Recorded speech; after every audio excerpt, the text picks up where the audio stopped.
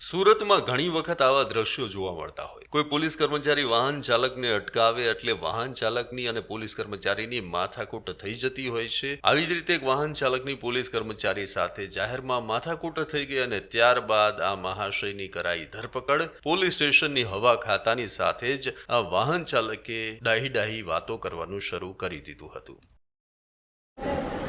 મિત્રો, ક્યારે પણ આપણે સુરત શહેરમાં નીકળતા હોય, फोर व्हीलर में, टू व्हीलर में, तो टू व्हीलर में हेल्मेट और फोर व्हीलर नी अंदर तमारो सीट बेल्ट और जरूरी डॉक्यूमेंट बधा ज साथे राखवा जोईए। जो कदाच तमे राख्या नहीं होय अने क्यारेक जो तमे पकड़ाई जाए ने तमारो फोटो पड़ी जाए पोलीसवाळानी सामे, जो फोटो पाड़ी ले तो कोई दलील पर नहीं करवी अने फोटो पड़ी जाए तो तमारो मेमो आवे तो तमारे फरजियात अचूक मेमो भरजो, कारण के आ भूल हूँ करी चूक्यो छूँ એટલે અત્યારે હું પોલીસ સ્ટેશનમાં છું, પણ મેં ભૂલ કરી, પણ હવે તમે ક્યારેય ભૂલ કરશો નહીં, કારણ કે આ ખરેખર કાયદેસર આ ગુનો છે આપણા માટે। પોલીસ આપણી રક્ષા માટે પહેરવાનું કહેતા હોય છે, હેલ્મેટ કે સીટ બેલ્ટ, એ લોકોના માટે નથી કહેતા। તો આપણે સમજવાની જરૂર છે મિત્રો, હું ભૂલ કરી ચૂક્યો છું, તમે નહીં કરો। Thank you.